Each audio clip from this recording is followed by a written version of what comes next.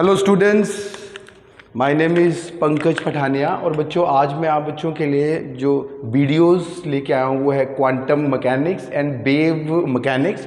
इसमें बेसिकली हम engineering physics का जो हमारा जो एग्ज़ाम होगा बच्चों, जो इंजीनियरिंग फिजिक्स में जो फिजिक्स एग्ज़ाम है उसके लिए इम्पोर्टेंस क्वेश्चंस क्या क्या हैं और उसके टिप्स क्या हैं, आपको क्या चीज़ों का ध्यान रखना है क्वेश्चन को सॉल्व करते हुए, और क्या क्या चीज़ें आपको मेंशन करनी है जिससे कि आपके मार्क्स अच्छे आएँ और आपको नॉलेज भी मिले बच्चों। ठीक है, तो पहले ये जो क्वेश्चन है ये चैट बॉक्स में भी शेयर कर दूंगा। ये क्या है, इंपॉर्टेंट क्वेश्चन है इस पूरे यूनिट में ये क्वेश्चंस हैं। उसमें पहला जो क्वेश्चन है that is what is matter wave और डी ब्रोगली वेव। ये बहुत इंपॉर्टेंट है, सिंपल भी है, सिंपल फार्मूला आपको सॉल्व करना है और इसके ऊपर न्यूमेरिकल्स भी आते हैं बच्चों। ठीक है, उसके बाद what is Planck's radiation law for black body spectrum. तो ब्लैक बॉडी स्पेक्ट्रम का भी हम यहाँ पे बात करेंगे। तो प्लैंक्स लॉ है और प्लैंक्स लॉ जो हम डिस्कस करेंगे, ब्लैक बॉडी स्पेक्ट्रम की हम यहाँ पे बात करेंगे। What is the significance of wave function, ये भी क्वेश्चन इंपॉर्टेंट है। Drive Schrodinger time independent and time dependent equation, ये टाइम इंडिपेंडेंट है और ये टाइम डिपेंडेंट है, ये दोनों आपको लर्न होनी चाहिए और इसकी डेरिवेशन बहुत सिंपल है। आप जो मेरे पुराने वीडियोस में जाके देख के इसको सॉल्व कर सकते हैं। ठीक है, उसके बाद drive the eigen value and eigen function for one dimensional particle in box. तो ये आपके एनर्जी एंड ये आपके पास वेव फंक्शन है, मतलब आइगन वैल्यू एंड साई, और यहाँ पे एच कट जो वो h/2π यहाँ पे पुट आप कर सकते हैं। ठीक है, तो ये इस पे आपका न्यूमेरिकल्स बनते हैं 1, ये 2, और आप इससे एक न्यूमेरिकल यहाँ से बनता है, एक न्यूमेरिकल डी ब्रोगली से बनता है, और एक जो और टॉपिक है वो है कॉम्पटन इफेक्ट। जो इक्वेशन 6 है दैट इज कॉम्पटन इफेक्ट, उसका भी आपके पास जो है उसका that is basically Compton shift is equal to h/m0c1 - cos phi। ये आपको सॉल्व करना है, इसकी डेरिवेशन है। तो कॉम्पटन इफेक्ट डेल्टा लैम्डा आपको कैलकुलेट करने के लिए आएगा, आपको फाई दिया होगा, c आपको पता है, m0 आपको पता है, और ये h/m0c आपको यहाँ पे कैलकुलेट करना है। ठीक है, h/m0c1 - cos phi, ये क्या है, कॉम्पटन शिफ्ट है। तो ये सब चीज़ें आपको बच्चों लिखनी है, ये फार्मूलाज आपको याद होने चाहिए, इसी पे ही आपके जो है वो न्यूमेरिकल्स बनेंगे। अच्छा, पहले हम थोड़ा सा इसका ब्रशअप कर लें। ठीक है, तो पहले हम बात करेंगे डी ब्रोगली वेव की।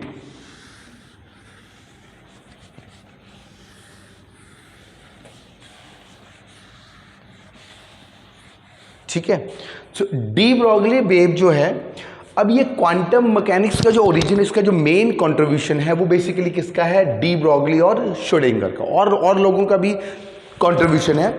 तो जैसे हमने रिलेटिविस्टिक मैकेनिक्स पढ़ी थी, वो रिलेटिविस्टिक मैकेनिक्स आइंस्टाइन ने दी थी, और वो कहाँ पे वैलिड थी, जब पार्टिकल की वेलोसिटी जो है वो c को अप्रोच करे, तो हम न्यूटोनियन मैकेनिक्स का यूज़ नहीं कर पाते थे, तो आइंस्टाइन ने special theory of relativity the.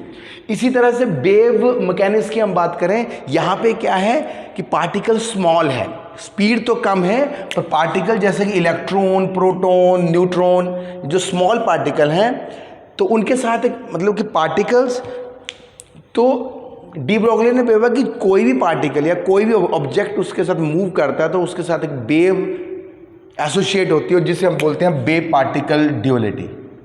Wave particle duality, ठीक है, कोई भी पार्टिकल यदि मूव, जिसका मास m है और यदि मूव कर रहा है तो उसके साथ एक वेव एसोसिएट होगी, this is the wave, understand. और इस तरह से आपको बनाना है कि पार्टिकल है तो वेव उसके अंदर एसोसिएट होगी, द पार्टिकल मूव करेगा तो उसके साथ क्या होगी बच्चों, एक वेव एसोसिएट होगी, जिससे हम बोल देंगे मैटर वेव, अंडरस्टैंड। अब ये लार्ज साइज, जैसे कि ये मार्कर है, ये मूव करेगा तो इसके साथ वेव एसोसिएट होगी, पर इसकी वेवलेंथ बहुत कम होगी, जिससे हम मेजर नहीं कर पाएंगे, इसलिए लार्ज साइज पार्टिकल में इसका सिग्निफिकेंस बहुत कम है। ठीक है, पर जैसे हम स्मॉल साइज पार्टिकल की बात करते हैं, इलेक्ट्रॉन, प्रोटॉन, न्यूट्रॉन, तो ये wave nature will be dominant. मतलब कि आप वेव नेचर में उस वेव लेंथ को आप मेजर कर सकते हैं जो कि इलेक्ट्रॉन के साथ एसोसिएट है, जो कि प्रोटॉन के साथ है। और जो लैम्डा है दैट इज h/mv, इसे हम h/मोमेंटम भी बोलते हैं। मास m है, v जो है वो इस वेलोसिटी के साथ पार्टिकल मूव कर रहा है, तो उसके साथ जो वेव एसोसिएट होगी उसकी जो वेव लेंथ है दैट इज द लैम्डा। इसके ऊपर क्वेश्चन बनता है, तो ये देखिए ये वेव पार्टिकल ड्यूअलिटी हुई, लैम्डा जो है वो क्या है, वेव नेचर शो करेगा, और यदि मास है और यदि वेलोसिटी है मतलब कि मोमेंटम है तो ये पार्टिकल नेचर शो करेगा। ठीक है, मेरे पिछले वीडियोस में मैंने कंपेयर भी किया था, एक गोल्फ बॉल है और उसके बाद जो है वो हमारा और इलेक्ट्रॉन की हमने वेवलेंथ जो है वो कैलकुलेट की थी बच्चों। ठीक है, तो अब ये वेव नेचर की बात करें। अच्छा, अब इसके ऊपर न्यूमेरिकल्स बनते हैं। अब एक और न्यूमेरिकल्स आता है कि यदि इलेक्ट्रॉन मूव कर रहा है उसका मोमेंटम p है, यदि मैं बोलूँ कि उसके पास काइनेटिक एनर्जी E k है, तो लैम्डा इज इक्वल टू, तो इसको हम h/2m/E k काइनेटिक एनर्जी के फॉर्म में हम इसको लिख सकते हैं। ऐसे भी फार्मूला बन जाता है। और यदि कोई चार्ज एक्सेलरेट है किसी वोल्टेज पे, अंडरस्टैंड, इसको कोई चार्ज है तो ये बेसिकली 2m/eV आ जाएगा। तो इसी के ऊपर ही न्यूमेरिकल्स बनते हैं, अंडरस्टैंड। और यदि थर्मल एनर्जी है तो h/ ये आ गया 3m/kT। यदि कोई भी पार्टिकल या फिर वो थर्मल एनर्जी से एक्सेलरेट हो रहा हो, या काइनेटिक एनर्जी उसके पास है, या वोल्टेज आपने अप्लाई कर दिया, ठीक है, या फिर उसका मोमेंटम है, तो ये चारों से आपसे किसी से भी क्वेश्चन आ सकता है। T इज द टेम्परेचर और K यहाँ पे बोल्ट्जमैन कांस्टेंट है बच्चों। तो इसके ऊपर आपके न्यूमेरिकल जो है वो बन सकते हैं। अच्छा, सेकंड की बात है, अब ये जो वेव नेचर है इसको, ये इस मैटर वेव को बताने के लिए हमें क्या चाहिए, हमें चाहिए एक Sai, that is a wave function. तो साई यदि हमारे पास है, साई का सिग्निफिकेंस क्या है, अभी हमें कुछ वेव को बताने के लिए हमें एक वेव फंक्शन की जरूरत है, उसे हम बोलते हैं साई, अंडरस्टैंड। तो साई हमारे पास वेव फंक्शन है, तो वेव फंक्शन का सिग्निफिकेंस क्या है, but is the wave function. Wave function एक ऐसा फंक्शन है जो कि एक वेव नेचर को बताता है पार्टिकल के, अंडरस्टैंड, मतलब कि डिस्क्राइब करता है। अब इसका सिग्निफिकेंस साई क्या होना, साई इज, इसकी प्रॉपर्टीज क्या होना चाहिए, कॉन्टिन्यूस होना चाहिए, well behaved wave function, continuous होना चाहिए, सिंगल वैल्यू होना चाहिए, सिंगल वैल्यूड होना चाहिए। ठीक है, साई जो है वो बेसिकली उसका डेरिवेटिव भी क्या होना चाहिए, कॉन्टिन्यूस होना चाहिए, डेरिवेटिव क्या होना चाहिए, कॉन्टिन्यूस होना चाहिए। ये क्वेश्चन आता है 2 नंबर में। और साई जो है, और एक तो कॉन्टिन्यूस, सिंगल वैल्यू और नॉर्मलाइज्ड होना चाहिए। तो ये 4 पॉइंट आपको कम से कम लिखने हैं सिग्निफिकेंस के लिए, अंडरस्टैंड। और ये वाला आपको डायग्राम हमेशा ड्रॉ करके रखना है, अंडरस्टैंड। अब ये साई, और इसका पर साई का कोई सिग्निफिकेंस नहीं, पर साई का यदि आप स्क्वायर कर दो स्पेस में -∞ टू +∞, यदि वो 1 हो जाए तो इसका मतलब है साई जो है वो क्या है, इसका मतलब कि इस वेव पैकेट के अंदर, मैटर वेव एक वेव पैकेट है, पार्टिकल एग्जिस्ट करता है। यदि ये 1 हो जाए, यदि 0 है तो पार्टिकल एग्जिस्ट नहीं करता है। तो वेव पैकेट की फॉर्म में है। जैसे हम कोरियर आता है, तो कोरियर एक सपोज करो पैकेट है, उसके अंदर जो मटेरियल जो आपने मतलब ऑर्डर किया है, यदि वो साथ जा रहा है तो पार्टिकल उसके अंदर है और वो पैकेट भी साथ जा रहा है। तो वेव पैकेट जो है, पार्टिकल उसके अंदर, दोनों जो वो एक साथ हो गए, मतलब पार्टिकल होगा तो वेव होगा, अंडर पार्टिकल मूव कर रहा है तो ही तो बच्चों वेव आएगा। तो इसी तरह से आपको साई, ये आपको क्या, साई कुछ भी हो सकता है। यदि साइनसोइडल वेव है तो साई जो होगा वो साइन एक्स हो सकता है, साई ए एक्स भी हो सकता है, साई ए एक्स का स्क्वायर भी हो सकता है। मतलब कोई भी फिनोमिना, मतलब किसी भी फिनोमिना से पार्टिकल मूव कर सकता है, साइनसोइडल वे से मूव कर सकता है। तो इस तरह से हम सॉल्व करते हैं बच्चों, ठीक है। और बाउंड्री कंडीशन यूज करके ये जो कांस्टेंट है इसकी वैल्यू हम कैलकुलेट कर लेते हैं। तो ये बहुत ही इंपॉर्टेंट है। उसके बाद Schrodinger time dependent and time independent. चलो पहले हम इसकी बात कर लें। तो श्रोडिंगर, अब ये वेव फंक्शन है। अब श्रोडिंगर ने, जैसे कि न्यूटन्स ने लॉ दिए कि कोई भी यदि पार्टिकल मूव कर रहा है तो उसका मोमेंटम क्या है, एनर्जी कितनी है, काइनेटिक एनर्जी कितनी है, हाफ mv स्क्वायर है, पोटेंशियल एनर्जी क्या है। तो अब इन स्मॉल साइज पार्टिकल के लिए श्रोडिंगर ने एक वेव इक्वेशन दी, जिसको सॉल्व करने से हमें उसकी सोल्यूशन पता चलेंगे, मतलब उसकी कैरेक्टरिस्टिक्स पता चलेगी, बिहेवियर पता चलेगा, काइनेटिक एनर्जी के बारे में हमें पता चलेगा, हमें टोटल एनर्जी हम कैलकुलेट कर सकते हैं स्मॉल साइज पार्टिकल के लिए। लार्ज साइज के लिए तो न्यूटोनियन मैकेनिक्स है बच्चों, ठीक है। तो स्मॉल साइज पार्टिकल के ये श्रोडिंगर का टाइम इंडिपेंडेंट इक्वेशन है और टाइम डिपेंडेंट इक्वेशन है। अंडरस्टैंड? ये एनर्जी, ये हमारे पास दिस इज एनर्जी ऑपरेटर। देखिए कई सारे फिनोमिना है जो कि टाइम इंडिपेंडेंट है, उसके लिए हम इस वाली वेव की इक्वेशन, यदि एनर्जी पता हो, v पता हो और यदि साई हमें कैलकुलेट करना हो तो हमें पता चल जाएगा, नेचर हमें पता जो है उसकी चल जाएगी, वेव बिहेवियर, जो कि वेव का किस तरह का बिहेवियर है वो इससे पता चल जाएगा।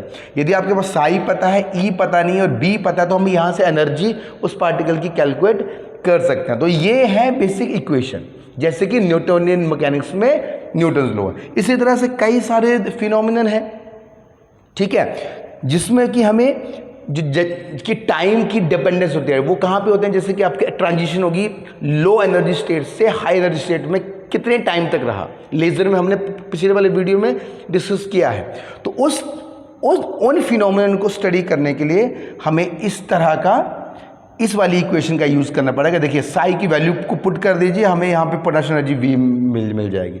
यदि हमें एनर्जी कैलकुलेट करनी है, एनर्जी ऑपरेटर है, तो आई एच का del psi upon del t, psi की वैल्यू पुट कर दो तो हमें एनर्जी मिल जाएगी। मतलब हम पार्टिकल का वेव नेचर को हम जैसे स्टडी, यदि आपने P टाइप और S टाइप आपने बच्चों ऑर्बिटल का स्टडी किया होगा तो आपने बुक्स में देखा होगा उनकी शेप, वो क्या है, उसका वेव फंक्शन है, वो किस तरह से मूव कर रहा है ऑर्बिटल। यदि वो हमें पता चल जाए और साई की वैल्यू हम यहाँ पुट कर दें तो हमें एनर्जी मिल जाएगी। एच कट क्या है? H is Planck constant, H cut is h upon 2π, ये है आयोटा। समझ में आ गई बात? जैसे कि एस ऑर्बिटल में और p ऑर्बिटल में इलेक्ट्रॉन किस तरह से मूव करते हैं, आपने देखा होगा, उसकी एनर्जीज प्लॉट की होती हैं, डम्बेल शेप हो गई, ठीक है। तो इस तरह की शेप का हमें वेव फंक्शन पता चल जाता है, तो साई यहाँ पुट कर दो, एनर्जी हमें मिल जाएगी। अंडरस्टैंड? तो इसकी डेरिवेशन इंपॉर्टेंट है, अंडरस्टैंड। और इसकी डेरिवेशन बच्चे आप देख लो। उसके बाद इसकी एप्लीकेशन, श्रोडिंगर टाइम इंडिपेंडेंट के लिए हम पार्टिकल इन बॉक्स की बात करते हैं कि कोई पार्टिकल इन्फिनाइट वन डायमेंशन यदि बॉक्स है, उसका यदि लेंथ L है और इन्फिनाइट है, यदि इलेक्ट्रॉन फ्रीली मूव कर रहा है, इन्फिनाइट है, तो हमारे पास x is equal to 0, x is equal to L। और इसके साथ क्या होगा बच्चे? इलेक्ट्रॉन फ्रीली मूव करेगा या पार्टिकल फ्रीली मूव करेगा, तो यूजिंग श्रोडिंगर वेव इक्वेशन इस पार्टिकल की एनर्जी हमें कैलकुलेट करनी है। तो ये डिस्क्रीट आती हैं बच्चों, तो आपको ये वाला डायग्राम बनाना है अच्छे से और इसको सॉल्व करना है, ठीक है। तो साई इज इक्वल टू, जो इसके अंदर साई होगा, a sine kx plus b, ये ऑलरेडी मैं डिस्कस कर चुका हूँ। बाउंड्री कंडीशन से a और b कैलकुलेट करेंगे और b हमारा यहाँ पे 0 आएगा और a हमारा √2/L आएगा, ठीक है। तो इस तरह से ये बे फंक्शन बनेगा और एनर्जी आइगन वैल्यूज इस तरह से बनेगी। और आपको पता कि यहाँ पे आइगन वैल्यू डिस्क्रीट हैं, अंडरस्टैंड, कि n1 n2 that is the E1, ये हमारे पास 4E1 और ये 9E1, अंडरस्टैंड। तो ये हमारे पास E1 है यहाँ, दिस इज E1। जब यहाँ पे n1 हो जाएगा तो ये E1 हो जाएगा, तो E1 4E1 9E1 आपको प्लॉट करना है। इस तरह से आप क्वेश्चन आता है कि वेव फंक्शन क्या होगा, तो फर्स्ट वाले का होगा दैट इज द, इस तरह का वेव होगा, ठीक है। सेकंड वाले का इस तरह से होगा, थर्ड वाले का ये आपका पास इस तरह से। एक बार इसको अच्छे से आपको इसको ड्रॉ करना है और इसको समझना है। तो एनर्जी फंक्शन की वैल्यू क्या क्या है, ये आपको यहाँ से, ये साई को भी आप प्लॉट कर सकते हैं। एनर्जी आप लिख लो यहाँ पे, energy and this is the length, तो एनर्जी और ये सब चीज़ें पता चल जाएगी। उसके बाद एक क्वेश्चन आता है ब्लैक बॉडी स्पेक्ट्रम का, ये आप बिल्कुल देख लेना बच्चों, सॉल्व कर लेना है उसको, ठीक है। डेरिवेशंस मैंने वीडियोस ऑलरेडी बना रखे हैं, आप उन वीडियो की हेल्प से कर सकते हो। उसके बाद Planck's law, Planck's radiation law,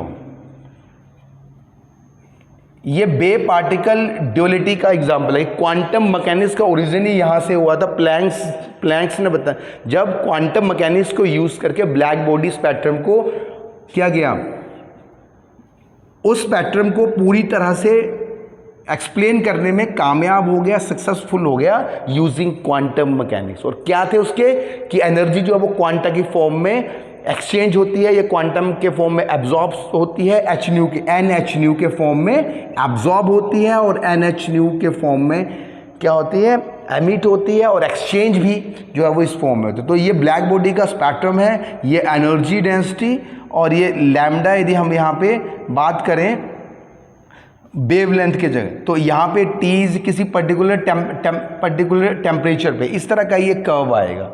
understand? तो ये प्लैंक्स का जो फार्मूला, ये एक्सपेरिमेंटली कर्व है ब्लैक बॉडी का। तो ब्लैक बॉडी के बारे में पूछ सकते हैं, जो कि सारी रेडिएशन को एमिट करे और सारी को एब्जॉर्ब करे एंड देन एमिट कर दे। तो ब्लैक बॉडी का स्पेक्ट्रम जब स्टडी किया तो क्लासिकल फिजिक्स उसको सॉल्व नहीं कर पाई, क्वांटम मैकेनिक्स की हेल्प से प्लैंक्स ने उसको ड्राइव किया, और वो U lambda is equal to, यदि हम उसको फ्रिक्वेंसी की टर्म में चलो लिख दें, इसको हम फ्रिक्वेंसी की टर्म में लिखा तो ये आएगा 8 पाई h new Q D new upon C cube E h new by KT -1। तो इस तरह का हम ये फार्मूला को हम लिख सकते हैं, प्लैंक्स रेडिएशन लॉ। और इसको और स्टीफन्स लॉ है, ऑलरेडी मैंने एक्सपेरिमेंट में आपको बता रखा हुआ है। तो इस तरह से ये प्लैंक्स का लॉ, आपको इसकी डेरिवेशन है उसको सॉल्व करना, और ये वाला फार्मूला आपको याद रखना है। अब लास्ट आता है कॉम्पटन इफेक्ट पे, ठीक है? तो कॉम्पटन इफेक्ट जो है, कॉम्पटन इफेक्ट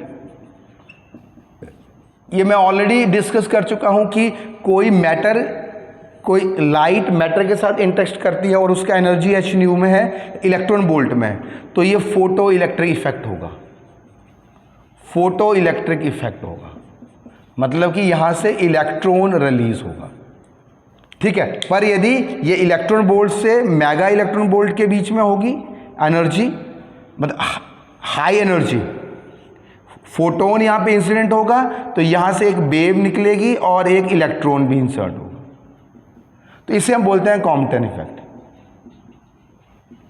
अंडरस्टैंड? ये लाइट मैटर इंटरेक्शन की बात हो रही है, और यदि एनर्जी 1 मेगा इलेक्ट्रॉन वोल्ट से ज़्यादा होगी, मोर देन हाई एनर्जी, तो यहां से इलेक्ट्रॉन और पॉजिट्रॉन होगा,